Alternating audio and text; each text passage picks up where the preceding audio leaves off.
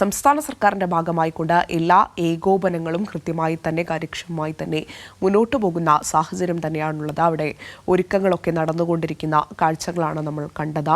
കീർത്തി മോഹൻ നെടുമ്പാശ്ശേരി വിമാനത്താവളത്തിൽ നിന്ന് ചേരുന്നുണ്ട്. കീർത്തി ബന്ധുക്കളോടൊപ്പമാണ് ഉള്ളത് എന്നാണ് മനസ്സിലാക്കുന്നത്. മരിച്ച ആളുകളുടെ ബന്ധുക്കൾക്കൊപ്പമുണ്ട് എന്നാണ് മനസ്സിലാക്കുന്നത്. കീർത്തി, നേരത്തെ നമ്മൾ സിബിന്റെ ബന്ധുക്കളോട് സംസാരിച്ചിരുന്നു. ഉമേഷ് സംസാരിക്കുന്നത് നമ്മൾ കണ്ടതാണ്. ഇപ്പോൾ ആർക്കൊപ്പമാണ് ഉള്ളത്? ആരൊക്കെയാണ് അവിടെ എത്തിച്ചേർന്നിട്ടുള്ളത്?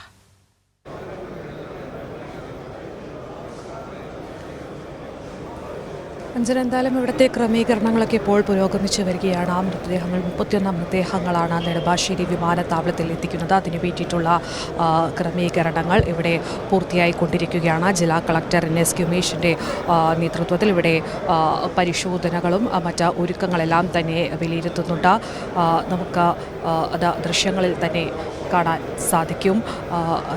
നേരത്തെ അഞ്ജന സൂചിപ്പിച്ചതുപോലെ ബന്ധുക്കൾക്കൊപ്പം ആണ് ഞാനുള്ളത്. സ്റ്റെഫിൻ എബ്രഹാം സാബു, കോട്ടയം പാമ്പാടി സ്വദേശിയായ സ്റ്റെഫിൻ്റെ ബന്ധുക്കളും സുഹൃത്തുക്കളുമാണ് ഉള്ളത്. സ്റ്റെഫിൻ്റെ സുഹൃത്തുക്കൾ.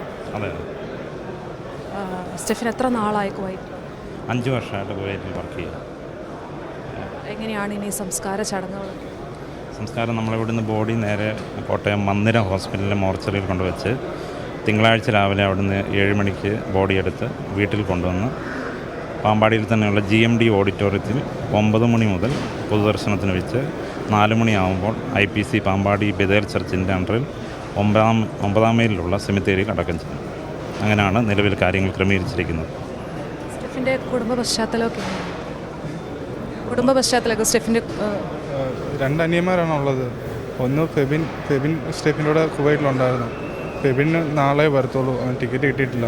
ഇളയാൾ ഇസ്രയേലാണ്. ഇളയാൾ ഇന്നലെ രാത്രിയോട് കൂടി എത്തിച്ചേർന്നിട്ടുണ്ട്. വീട്ടിൽ അമ്മയും പപ്പയും ഉണ്ട്. രണ്ടുപേരും വളരെയധികം സങ്കടത്തോടെയാണ് വീട്ടിലിരിക്കുന്നത്. ഇപ്പോൾ എല്ലാവരും സ്റ്റെഫിൻ്റെ സുഹൃത്തുക്കളും ഞങ്ങൾ ചർച്ചിലെ മെമ്പേഴ്സുമാണ്. സ്റ്റെഫിൻ ഞങ്ങളുടെ ചർച്ചിലെ ഒരു ആക്റ്റീവ് മെമ്പറായിരുന്നു. അദ്ദേഹം നല്ലൊരു മ്യൂസീഷ്യനായിരുന്നു. ഞങ്ങൾക്ക് വളരെയധികം ഇൻറ്റിമസി ഉള്ള ആളായിരുന്നു.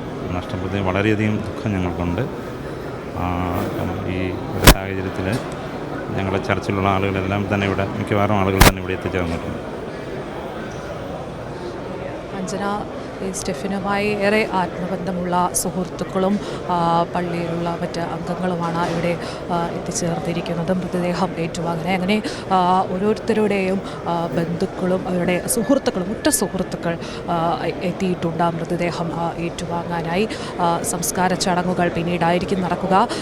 ചിലരുടെ മൃതദേഹം ഇവിടെ നിന്നും ഏറ്റുവാങ്ങി നാട്ടിൽ സ്വന്തം സ്വദേശത്ത് കൊണ്ടുപോയതിനു ശേഷം ആ നിമിഷം തന്നെ അടക്കം ചെയ്യാനുള്ള ക്രമീകരണങ്ങളും നടത്തിയിട്ടുണ്ട്. അവിടുത്തെ ഓരോ വീടുകളിലെയും ഒരുക്കങ്ങൾ, അവിടുത്തെ ക്രമീകരണങ്ങളൊക്കെ നടന്നു വരികയാണ്. എന്തായാലും ഇവിടുത്തെ ക്രമീകരണങ്ങൾ അതിൻ്റെ അന്തിമഘട്ടത്തിൽ എത്തിയിരിക്കുന്നു. 10:30 മൃതദേഹങ്ങളുമായുള്ള വിമാനം ഇങ്ങോട്ടേക്ക് എത്തിച്ചേരും. 31 മൃതദേഹങ്ങളാണ് ഇങ്ങോട്ടേക്ക് എത്തിക്കുന്നത്. അതിൽ 23 മലയാളികളുണ്ട്, 7 തമിഴ്നാട് സ്വദേശികൾ, ഒപ്പം തന്നെ ഒരാൾ കർണാടകയിൽ നിന്നുമുള്ളയാളാണ്. ഒരു ആംബുലൻസിന് ഒരു പോലീസ് വാഹനം വീട് വരെ അകമ്പടി നൽകുമെന്നാണ് അറിയിച്ചിരിക്കുന്നത്. മറ്റ് മന്ത്രിമാരെല്ലാവരും തന്നെ ഇങ്ങോട്ടേക്ക് എത്തിച്ചേർന്നിട്ടുണ്ട്. അല്പസമയത്തിനകം തന്നെ മുഖ്യമന്ത്രിയും ഇവിടെ അന്തിമോപചാരം അർപ്പിക്കാനായി എത്തിച്ചേരും. അതിനു വേണ്ടിയിട്ടുള്ള ക്രമീകരണങ്ങളൊക്കെയാണ് ഇപ്പോൾ ഇവിടെ നടക്കുന്നത്.